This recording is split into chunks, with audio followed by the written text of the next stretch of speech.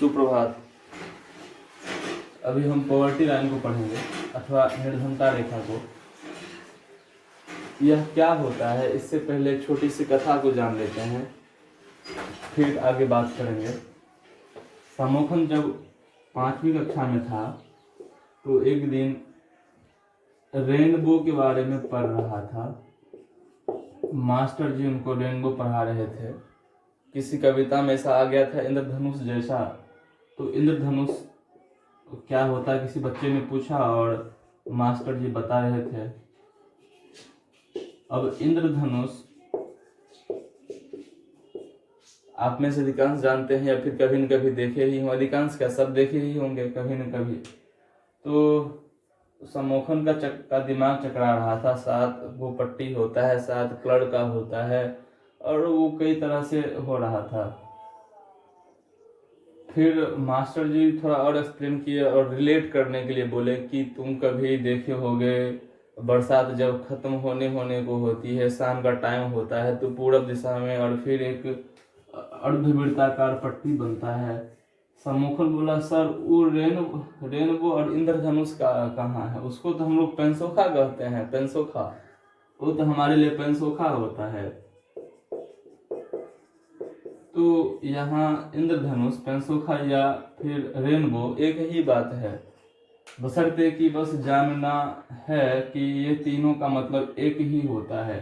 Sir बोले हाँ वही है जिसको हम अपनी भाषा में पेंसोखा कहते हैं। ये मास्टर जी पहले ही बोल देते हैं कि पेंसोखा जो है वही इंद्रधनुष या रेनबो है, तो इतना ओल झोल नहीं होता कम से कम। तो हम अपनी भाषा में या कह लें कि क्षेत्रीय भाषा में उस चीज़ को जो इंग्लिश में रेनबो है या हिंदी में इंद्रधनुष है उसको हम पेंसोखा कहते हैं। यह लगभग वही बात हो गया जैसे हम पिताजी को इंग्लिश में फादर कहते हैं, पिता के लिए यूज करते हैं, या फिर बोलचाल की भाषा में फादर ना कह करके हम पापा कहते हैं, कुछ लोग डैड कहते हैं, और हिंदी में देखें तो बाबूजी कहा जाता है। लेकिन अपने क्षेत्र में बहुत ऐसे लोग भी मिल जाएंगे, छोटी उम्र के, आपके उम्र के, हम उम्र के या फिर उससे बड़े भी, जो अपने पिताजी को बाबूजी तो शायद बोलचाल की भाषा में नहीं कहते हों। अधिकांश लोग, सब नहीं बल्कि अधिकांश लोग, बल्कि वो कहते हैं बाऊ हो, बाऊ हो। बोल में ऐसे बोलचाल में ऐसे होता है कि बाऊ हो, दल हो, इस तरह से बात करते हैं। तो थोड़ा हम ये इससे बताना चाह रहे थे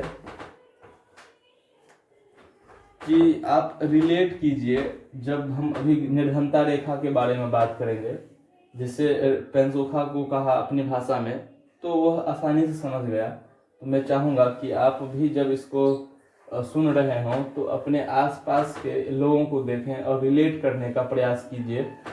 जो चीज़ किताब में है उसे यूं का यूं नहीं लीजिए, थोड़ा रिलेट करने का प्रयास कीजिए। चलिए अपने टॉपिक पे आते हैं। निर्धनता रेखा, पॉवर्टी लाइन।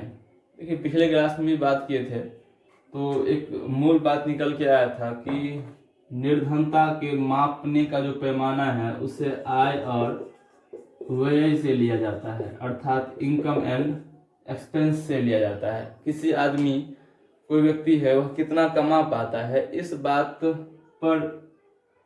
बात से हम डिसाइड करते हैं कि वह गरीब है या अमीर है, और वह खर्चा कितना करता है।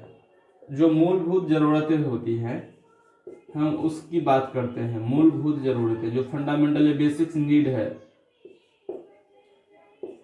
मूलभूत जरूरत, जैसे मूलभूत जरूरत में भोजन आता है, साफ पानी आता है, हवा आता है, स्वास्थ्य संबंधी सेवाएं आता है, शिक्षण संबंधी सेवाएं आता है, और इतना काफी है एक इसके लिए। साफ पानी हो मिल जाए, साफ हवा मिल जाए, भोजन मिल जाए, कपड़ा भी है इसमें शामिल। एक फिल्म आई थी बहुत पहले जो इंसानों की मूलभूत जरूरत पर बनी हुई थी, जिसका नाम था रोटी, कपड़ा और मकान। तो उस समय में शिक्षा को नहीं जोड़ा गया था, शिक्षा को मूलभूत जरूरतें नहीं माना गया था, लेकिन अब उसमें रोटी, कपड़ा और मकान के साथ साथ शिक्षा भी है। शिक्षा यदि किसी व्यक्ति को नहीं मिल पा रहा है सिर्फ इसलिए कि उसकी आर्थिक स्थिति ठीक नहीं है, तो उसे हम गरीब भी उसे भी हम गरीब मानते हैं। तो इन सभी जो शिक्षा में खर्च हो रहा है, जो भोजन में खर्च हो रहा है, जो कपड़े पे, पानी पे या फिर और भी एक्सेट्रा चीज़ों पे खर्च हो रहा है, उसमें जो खर्चा है, जैसे मान लेते हैं भोजन में 500 रुपया खर्चा हो रहा है एक आदमी पर, बस मान लेते हैं, और फिर कपड़ा पर 200 रुपया मान लिया जाए, इस तरह से और भी चीज़ों पर, तो सबका जो मूल्य है, सबका जो वैल्यू है, उस वैल्यू को ऐड करके यह पता किया जाता है कि उसका एक्सपेंस कितना है, खर्च कितना है और उसका आमदनी कितना आ रहा है। तब एक इमेजनरी लाइन खींच लिया जाता है। अब इमेजनरी लाइन खींच लेने का मतलब ये नहीं है कि हम कोई लाइन वाकई में बना रहे हैं। आप कभी न कभी क्रिकेट देखे होंगे, या जब आप एग्जाम देते हैं तो 10th स्टैंडर्ड में कैसे कोई कहता है कि फलना फर्स्ट और फलना सेकेंड और फलना फिर थर्ड आया है, तो वह आंकड़ों का खेल है। एक सीमा निर्धारित कर दिया गया है कि यदि 300 नंबर या इससे ऊपर कोई लाता है, 300 या इससे ऊपर, तो वह फर्स्ट कहलाता है। 245 के आसपास कोई लाता है, मतलब 45% के आसपास शायद संभवतः, तो वह उसके बाद 300 तक जो लाता है वह सेकेंड कहलाता है। और 30%, एटलीस्ट 30 और 45 के बीच जो लाता है, 30% से लेकर के 45% तक, 45% से पीछे तक जो लाता है वह थर्ड कहलाता है। तो यहाँ एक सीमा निर्धारित कर दी गई है कि 30 से लेकर के 45 से ठीक पहले तक जो होगा वह थर्ड कहलाएगा। 45 से लेकर के 60% से ठीक पहले तक जो आएगा वह सेकंड कहलाएगा। और 60% से आगे तक जहां तक ले आए, वो 100 तक ही क्यों नहीं ले आए, वो तो फर्स्ट कैटेगरी में आएगा। अब फर्स्ट में भी बांट दिया गया है अलग अलग ABC ऐसे करके। तो निर्धनता को जब हम मापते हैं या निर्धारित करते हैं तो उस आंकड़ा को लेते हैं। यह दो चीजों पर काम करता है, एक कि उस किसी व्यक्ति की आमदनी कितनी है, प्रति माह आमदनी, पर मंथ आमदनी कितनी है, दूसरी की वह कितना कैलोरी खर्च करता है, यह भोजन से मिलता है। दो चीजें यहाँ, दो चीजों की मूल रूप से चर्चा की गई है, प्रति माह आमदनी कितनी है, आय, और कैलोरी प्रति माह कितना खर्च करता है। तो यह अलग अलग देशों में और अलग अलग स्थानों में बदल जाता है। भारत के संदर्भ में प्रति माह आमदनी और कैलोरी भी अलग है, और किसी ऐसे देश के बारे में जो विकसित है उस देश के मामले में प्रति माह आमदनी और कैलोरी भी अलग होगी। जैसे अमेरिका में संभवतः जिसके पास एक कार ना हो तो उसे हम गरीब मानते हैं कि अमेरिका वाले गरीब मानते हैं कि वह जो आदमी है वह गरीब है। लेकिन भारत में अभी भी यदि किसी के पास एक कार है तो सेठ और बाबू ये होता है या बड़ा आदमी होता है, वह आम आदमी नहीं होता है। वह सेठ या मीन्स कह सकते हैं कि यह बड़ा बाबू है, उसको एक अलग दृष्टि से देखते हैं। गांव में भी यदि कोई कार खरीद के ले आए तो बाप रे बाप, फलना के पास वो कार है, फलना वो फलम्मा जो पहले था फलम्मा, वो अब फलना बाबू हो गया है। मीन्स कोई भी नाम ले लें, गणेश कोई है या सुरेश है तो गणेश वह अब गणेश बाबू हो जाता है ऐसे। तो अभी भी भारत में कार का इस्तेमाल करना, वो भी ग्रामीण भारत में या फिर भारत के ऐसे क्षेत्रों में जो काफी पिछड़ा हुआ है, तो वह विलासिता माना जाता है। चलिए प्रति माह आमदनी की बात करते हैं।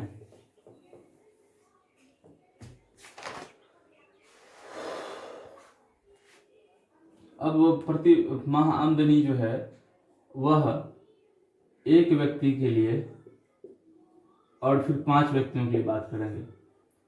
भारत में प्रति माह आमदनी यदि एक व्यक्ति के लिए ग्रामीण क्षेत्र में, ऐसा क्षेत्र जो ग्रामीण एरिया में रह रहा है, जैसे हम लोग हैं ग्रामीण क्षेत्रों में रहते हैं, यदि किसी की आमदनी 816 रुपया प्रति माह है तो उसे गरीबी रेखा के या निर्धनता रेखा के नीचे माना जाता है। 2 वर्ड का हम जानेंगे फुल फॉर्म।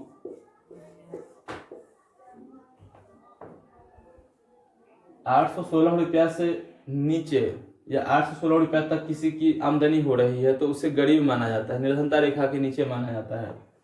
और शहरी क्षेत्रों में किसी की आमदनी 1000 रुपया है प्रति माह 1000 रुपया कमा पाता है कोई एक आदमी, सिर्फ और सिर्फ कोई एक आदमी, तो उसे गरीबी रेखा के नीचे माना जाता है। जिसे हम शहरी निर्धनता के में देखते हैं। कि 5 व्यक्तियों की बात करें तो हमें 5 व्यक्तियों का कोई परिवार है, एक परिवार में 5 सदस्य हैं, तो उस परिवार की आमदनी, यह आंकड़ा 2011-12 के तहत मैं बता रहा हूँ, मेरे पास यही आंकड़ा अभी तक है। तो 11-12 के अनुसार किसी व्यक्ति के पास गांव में यदि 4080 रुपया प्रति महीना कमा रहा है 5 परिवार का सदस्य, तो वह गरीबी रेखा के नीचे माना जाएगा। और शहरों में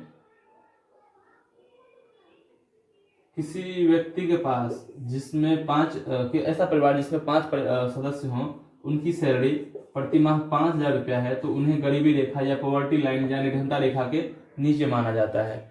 यह आमदनी के बेस पर था। अब हम कैलोरी की बेस पर देखते हैं। कैलोरी ग्रामीण क्षेत्रों में 2400 कैलोरी माना गया है। यदि कोई व्यक्ति प्रतिदिन 2400 कैलोरी लेता है तो वह गरीब नहीं है। यदि उससे कम या इससे कम लेता है तो वह गरीबी रेखा के नीचे माना जाता है। मीन्स कि एक व्यक्ति के लिए यह निर्धारित कर दिया गया है कि किसी ग्रामीण क्षेत्र में रहने वाले व्यक्ति को 2400 कैलोरी चाहिए।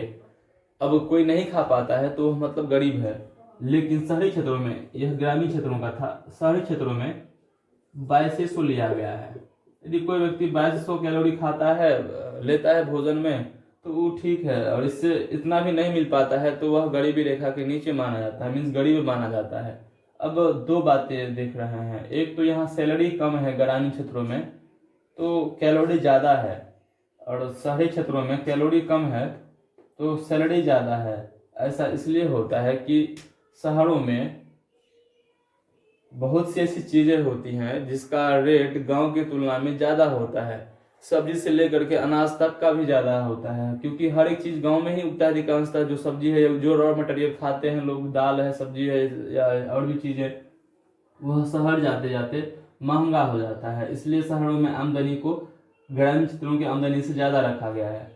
एक बात और ध्यान देने वाली बात है कि 2400 कैलोरी कोई गांव में यदि बच्चा 5 साल का है, क्या उसको भी इतना ही मिलना चाहिए? नहीं, यह एक वयस्क पुरुष के लिए है, एडल्ट मैन के लिए है। और यह जो है बदलते रहता है। यह आयु, लिंग और स्थान पर जाने, स्थानों में बदलाव आने पर बदलते रहता है। यदि कोई महिला है तो उसे पुरुषों की तुलना में कम कैलोरी की आवश्यकता हो सकती है। यदि कोई बच्चा है, एज में कम है, तो उसे कम कैलोरी की आवश्यकता हो सकती है।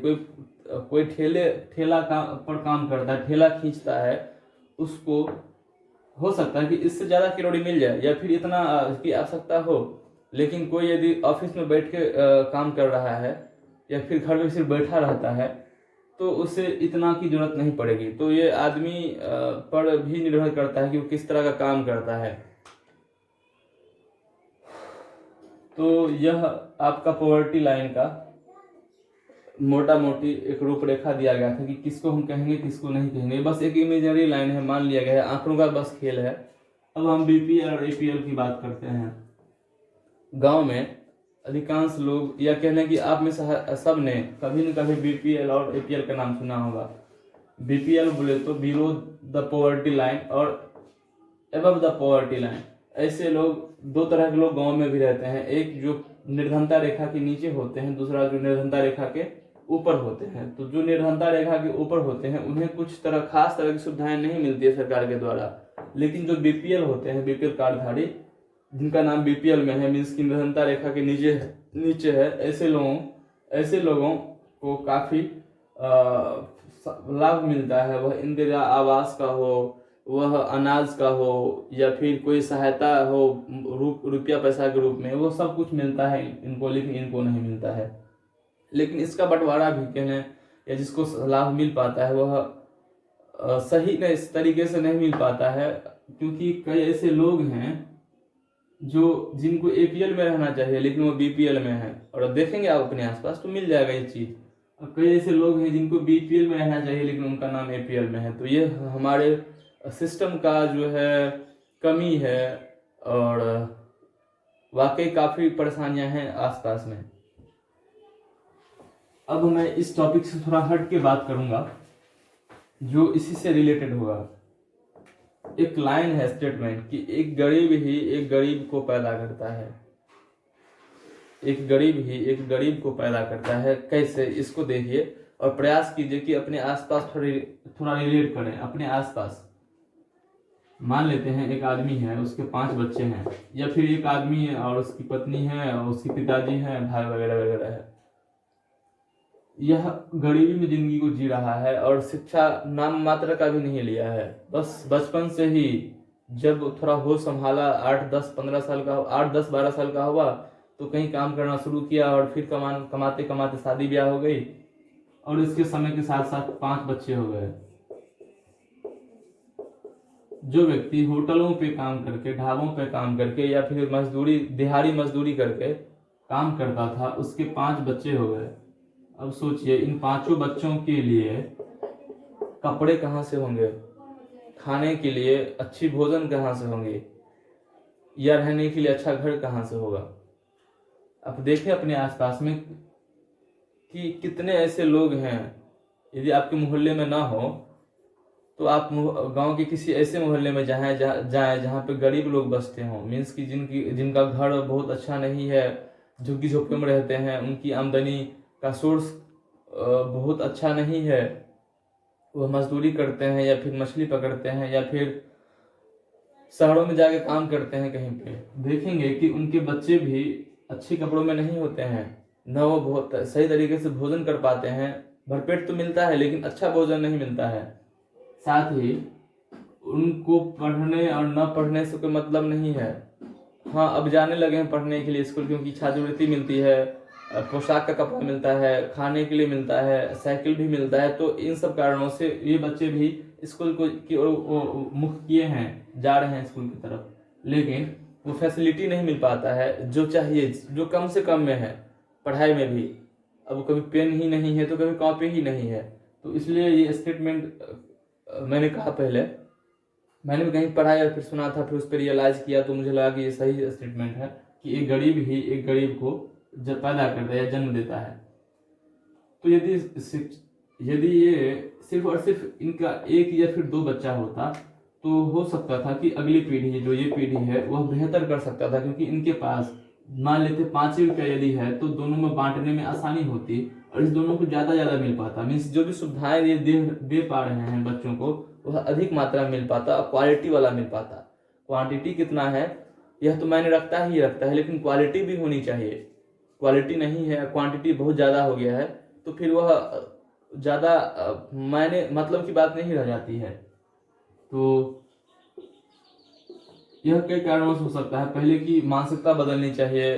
सरकार प्रयास कर ही रही है, लेकिन जो ग्रामीण स्तर पे जो लोग हैं उनको भी प्रयास करना चाहिए। और हम लोग जो हैं, मीन्स इस समाज में रहने वाले जो ऐसे लोग हैं जो पढ़ लिख रहे हैं, उनको भी ये सोचना चाहिए कि कितना और क्यों, तभी यह गरीबी हट पाएगी। अगले टॉपिक में हम इससे के आगे बात करेंगे। कुछ आंकड़ों, सिर्फ और सिर्फ आंकड़ों का ही खेल रहेगा, इसलिए थोड़ा पढ़ के बुक को आइएगा और उसको समझना काफ़ी मुश्किल भरा हो सकता है, क्योंकि आंकड़ा ही है तो ध्यान से सुनना पड़ेगा। काफ़ी भारी भी नहीं है लेकिन थोड़ा मुश्किल पैदा कर सकता है। तो आज के लिए इतना ही, फिर मिलते हैं नेक्स्ट क्लास में।